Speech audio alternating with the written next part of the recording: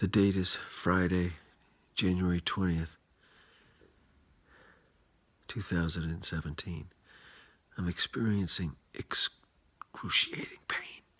My right knee. This is very unfamiliar. I haven't felt this kind of pain in many, many years. Perhaps never. For 28 years, I have sworn off any kind of pain medication. So I am now presented with some sort of a dilemma. Feel the pain. Just put some ice on it, which I have here.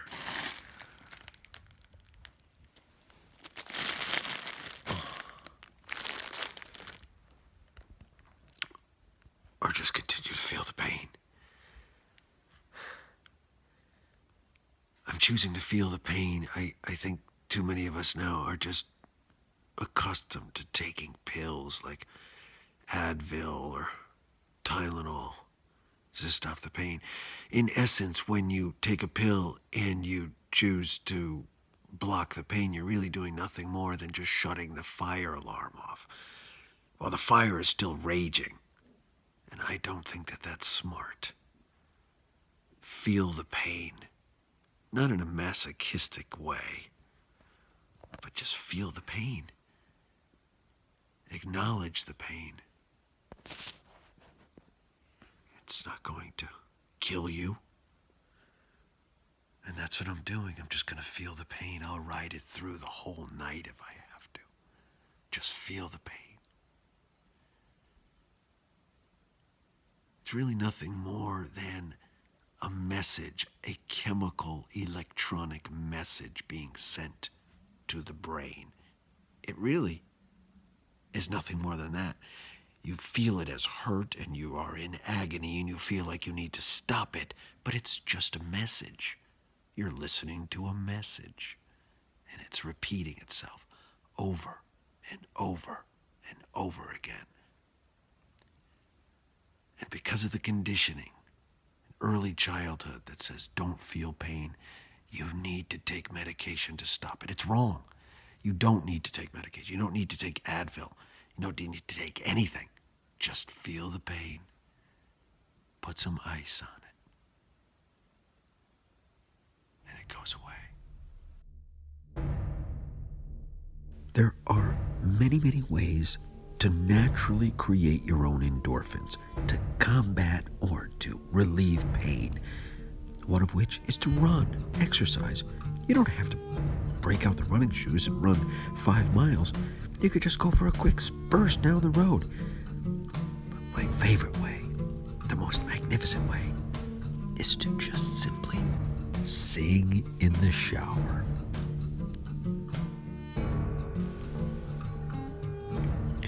I'll spare you any up-close and personal video of that. But in the meantime, another trick on how to create endorphins naturally is to simply just put some physical activity in your life. Gathering firewood. Oh.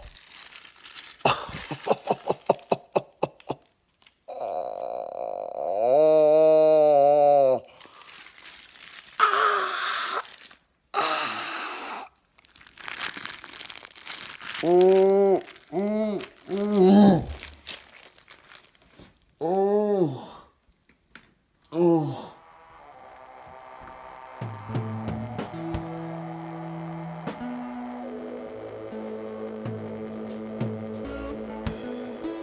I've got a theory that I'm fairly certain could be substantiated. A couple days ago, I did not drink my allotment of water. It's cold. I'm really not exercising a crazy amount, but it's cold. And when you deplete yourself of water, you become dehydrated, even in these circumstances in the middle of the winter. I believe this pain has been caused by my own negligence. I did not remain hydrated. It caught up to me. There is no position where the pain does not come back. lying on my stomach, lying on my back, lying on my side.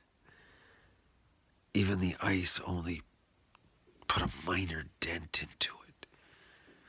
I'm gonna go the whole night with no pain medication, no aspirin, no nothing. This is my entry for the last part of the night. Scott Tucker, Expedition Earth. I've got a lot of ground to cover. I've got to be healthy. Stick with us.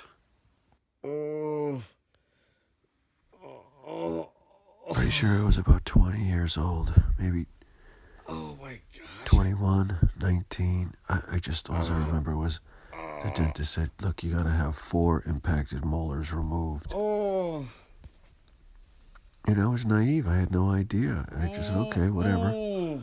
You trust in these dentists and you go with what they say. I had them removed. The guy gave me a script for Percocet. And I brought the things home. And I don't know whether I'm different or what, but I really did not experience the kind of pain, and probably never have, that requires medication. But I took the Percocets as prescribed. And all I remember was everything changed from there. It was like a light bulb went off. And I actually hoarded them and protected them and prevented anyone else from using them. After I finished the first script, I demanded another one be filled.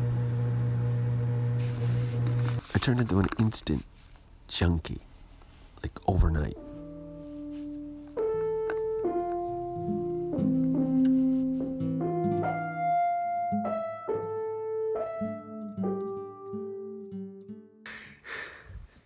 It feels good to be in pain, really.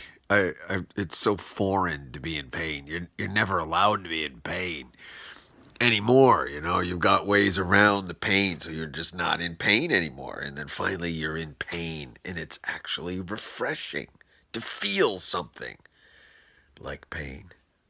We don't allow ourselves to experience emotions in any one direction. Extreme happiness or extreme sadness or extreme anger or extreme passion and love. And so right now I'm feeling pain like I really haven't felt, and I can't remember when. Right now as I sit, my freaking knee is on fire. I'm just gonna feel it. I'm gonna feel it. I'm gonna try to go to sleep. It's about 20 to 10 p.m. here on January 20th, Inauguration Day. This has got nothing to do with that. This is just pain. Stick with me.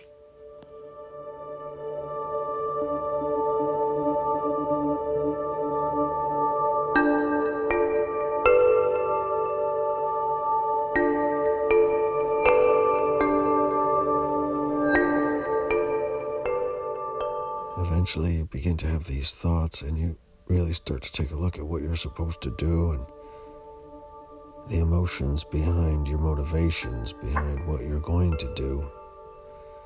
You're supposed to go build a Pinewood Derby car. I think the guilt of not showing up there with my son is more powerful than the need to take care of myself. So I am going to choose to probably do further damage and cause my rehabilitation to go even longer because of the potential guilt I would feel. Are you ready for egg?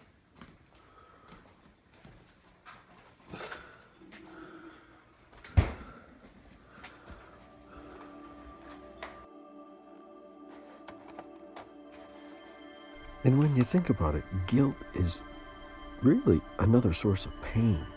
It's not one that you'll ever see show up on a physician's list, but it's a source of pain. And it motivated me to get up that morning, have some breakfast, and get busy with being a father.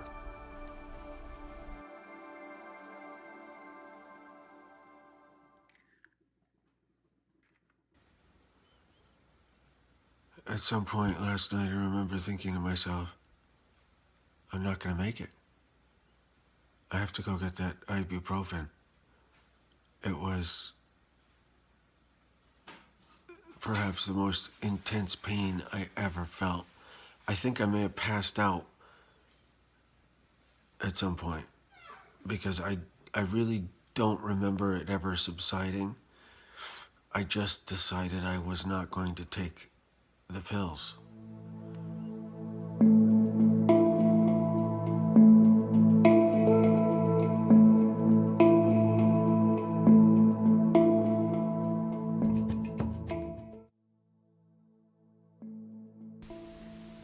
At this point in technological advancement, human beings are unable to quantify pain. In other words, the pain I'm experiencing right now with my injury to my knee cannot be compared with the pain that someone would be feeling if they, for example, were giving birth. It's purely subjective. We don't know how to measure it. Hence, all the problems with medicating it.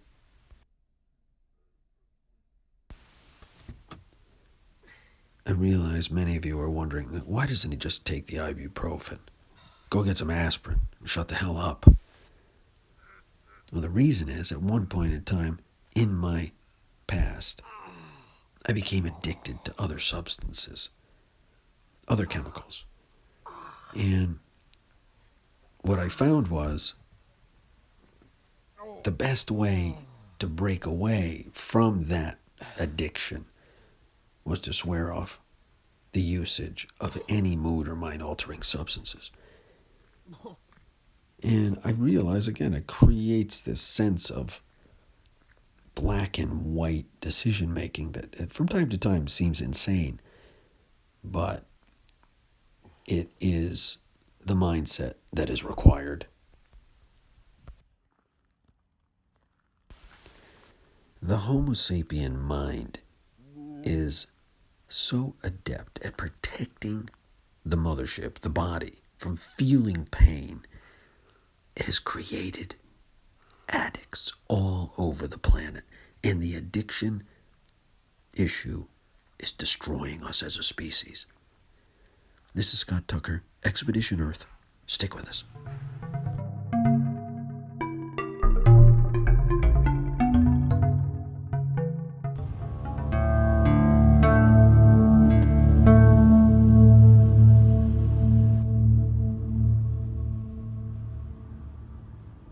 This has got to be one of the most bizarre stories, so I got to tell it. I'm in the process of creating this documentary about pain, and I figured, well, let me contact a nurse, somebody that's in the trenches, somebody that probably knows more about medicating pain and trying to solve the problem of helping people with pain than anybody else. Would you be a guest on my show?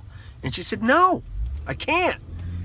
I can't talk in public on TV because I'm afraid my potential employer or my current employer is going to finger me and be pissed at me. So my answer to that was, that's precisely the problem that we're seeing in this country. People are afraid to talk about addiction. People that are professionals don't want to talk about it.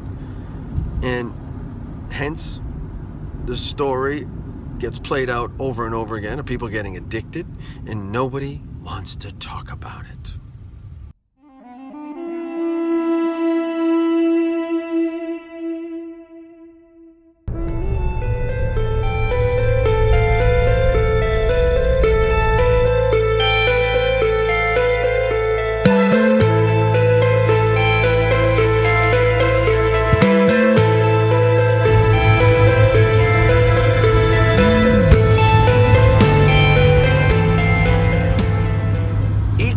Frustrating is the conversation we had, which was fingering the fact that heroin is no longer as pure as it used to be as being the problem.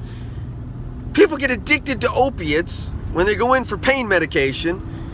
They eventually go back out, they run out, and they start seeking illegal heroin. And this particular nurse actually believes that the problem is heroin is not pure enough anymore. That's the problem. You can't make this up. That's the problem? That heroin is not as pure as it was? But if heroin is better, if it was more pure, well, we wouldn't have the deaths. These are the people that are in the medical field.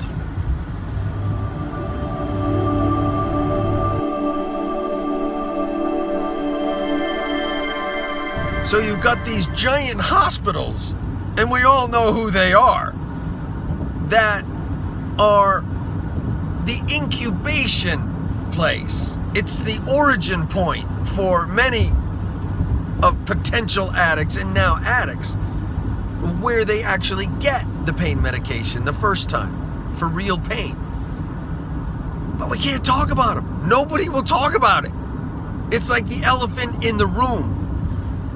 Until more people start to get honest about the fact that, look, we have a huge problem. It starts with perhaps a legitimate issue, which is real pain, but we've created a pain medication that's so addictive, you can't get off it. So that's a fantastic conversation that we will have to have.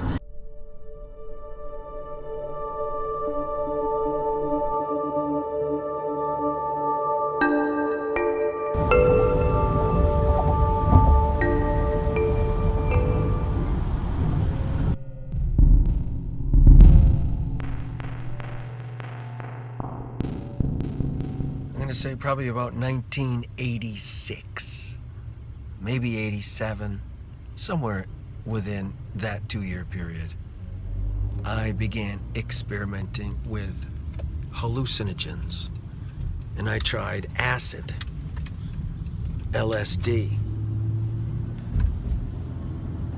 and it was one of those experiences that was out of this universe at first, and it seems to be the answer. It seemed to be absolutely so amazing that you would open up that universe anytime you could, because it eventually would end, and you would, in my case, you would come back to normal, or what you thought to be normal. And on one particular occasion, I took some acid and I began to forget how to breathe. And after flailing around and dancing and jumping and running around, I actually accidentally slit my wrist through a window.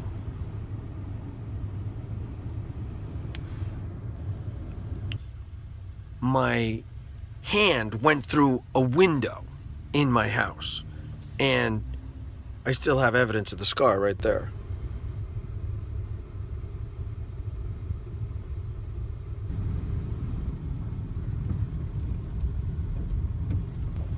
I was with a couple other guys, and of course, they were in the same condition as I, so I looked at them and said, let's just put a Band-Aid on this thing. And sure enough, we tried to do that, and we got to a point where it was pretty obvious that the blood was spurting out so bad that it was obvious I had hit a vein or an artery or something, and it was pretty obvious that there was no way we were going to be able to just put a Band-Aid on this sucker and jump in the car, and off to the ER we went.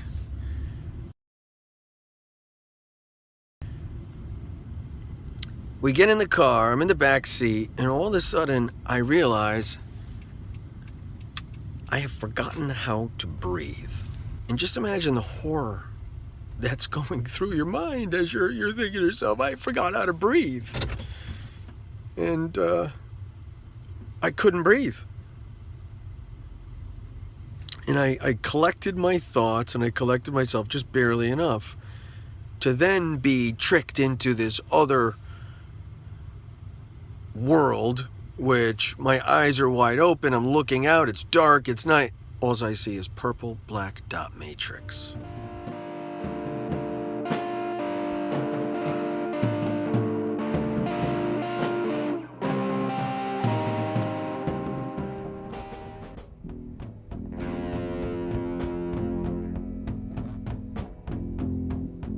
It seems like a ridiculous question, but it's really, I think, the root of finding some sort of a solution.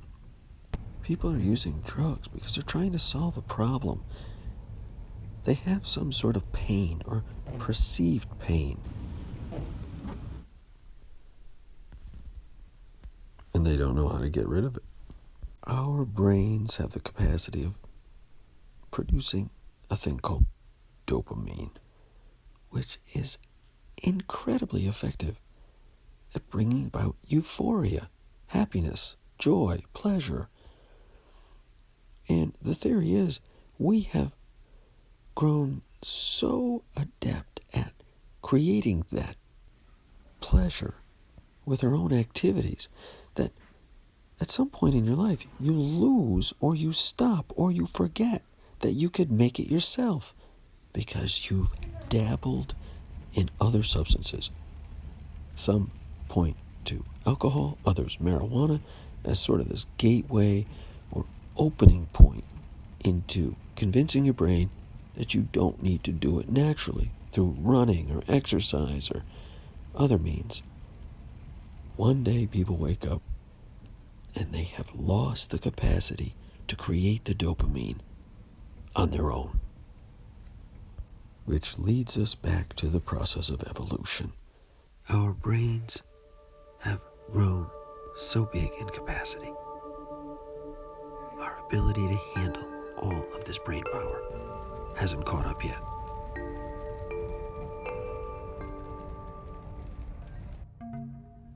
Physicians, doctors' offices, clinics, hospitals, emergency rooms. This is where people are introduced to opiates. It's no longer the drug dealers.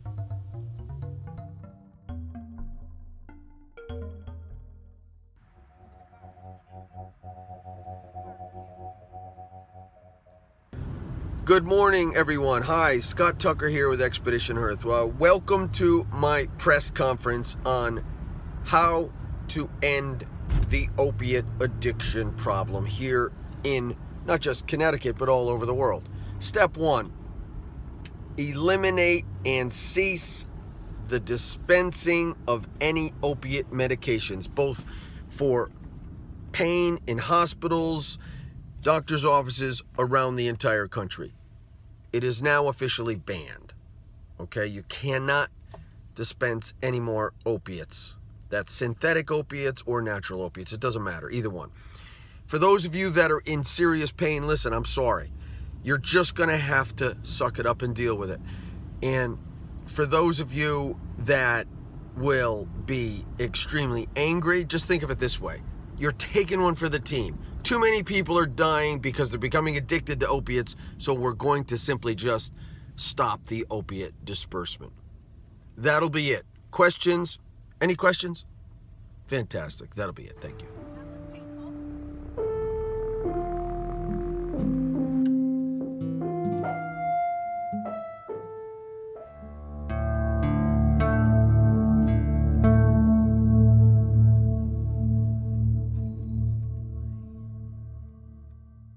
Hi, my name is Cynthia Thomas, and I've done volunteer work for hospice. I've also worked as an assistant for elderly people in their homes or in older age communities. And pain medication is an important part of growing old and of dying.